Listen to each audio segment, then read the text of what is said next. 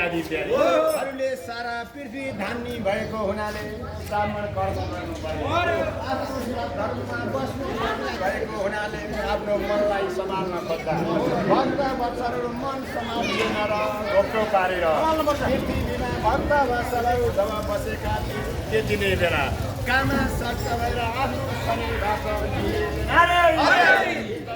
झर्यो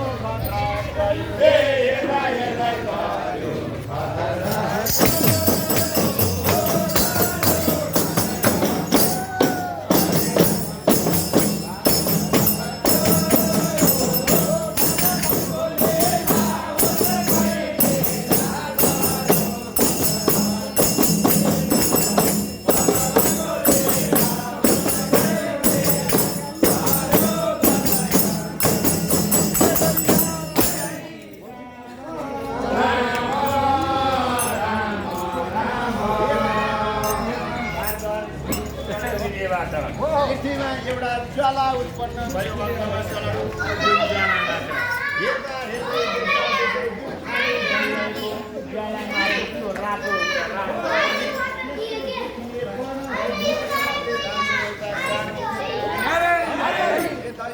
भयो उत्पन्न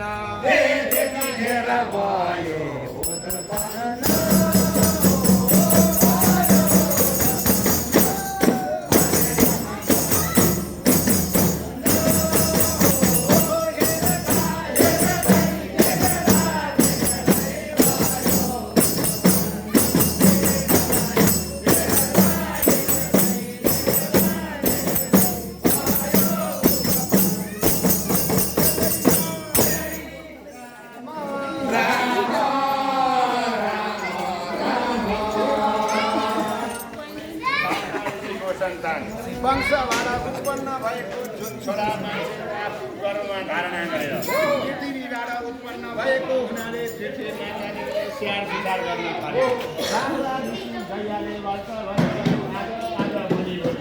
बच्चा बढ्दै गयो उनी आजको कुरालाको जस्तो रातो वर्णको भइरह्यो भक्त वस्त्रहरू चल्ने हेर्न पनि रातो जताततै पनि कस्तो तिमी अर्कै मान्दैन साराहरूले नारायण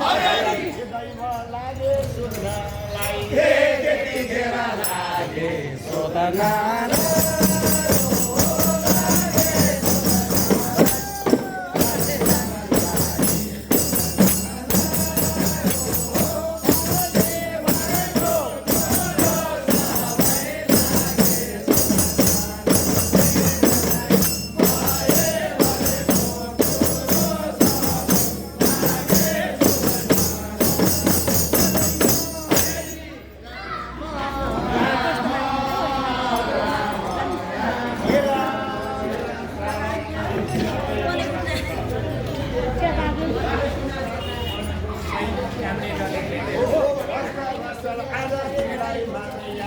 तिम्रो बुवाका हामीलाई बताउनु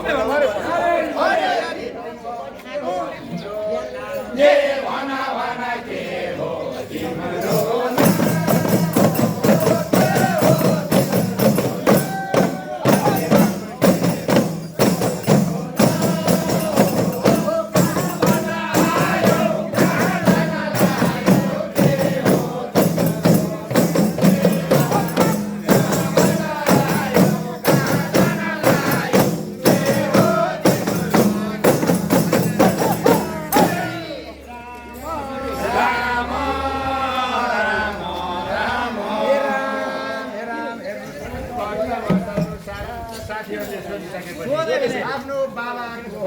आमा त पृथ्वी माता हुन् बाबा मैले चिनेको थिएन साथीहरू अगाडि तिम्रो बाउको भन्दा नाम बताउन नसक्दा दैव लाजै मर्नु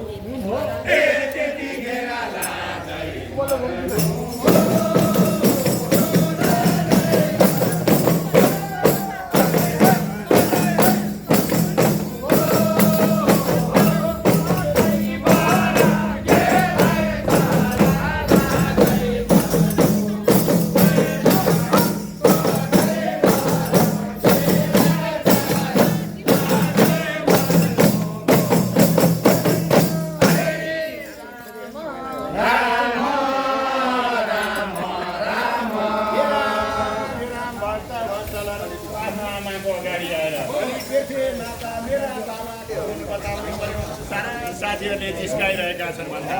भक्त वत्सल पृथ्वी माताले भन्दा खेलमा भक्त वत्सलहरू नारायण नारायण हे दैव लौन भेटाइदेऊ हे मलाई पनि लाउन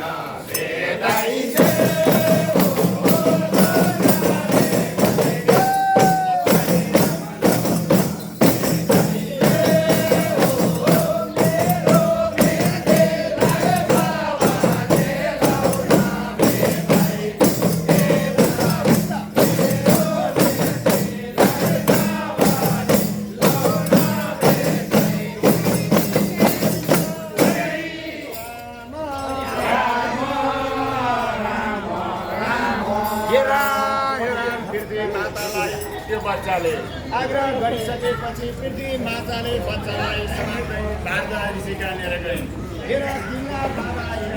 भनिसकेपछि ऋषि जीवनमा जन्माएदेखि बाबु यो मेरो छोरा धन्य तिमीले लिएर आइदिनु पृथ्वी माता नारायण नारायण हे दैव हालिन गालो हे दैव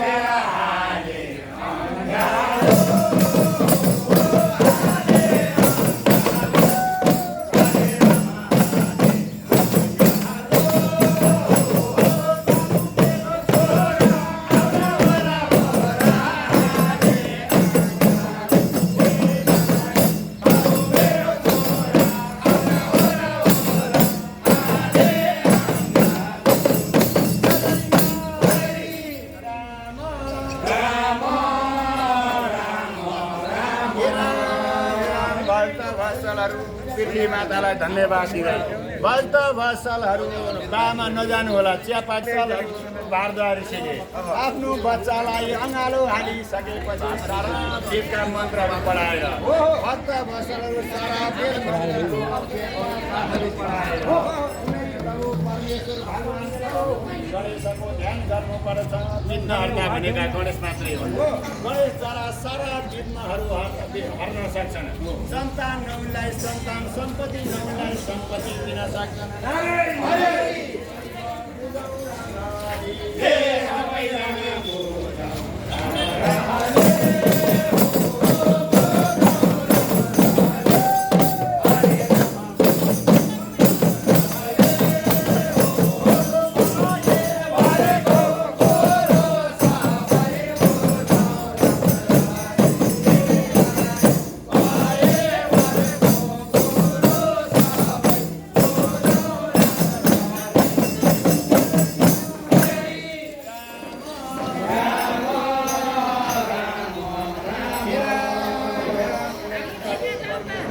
गणेशको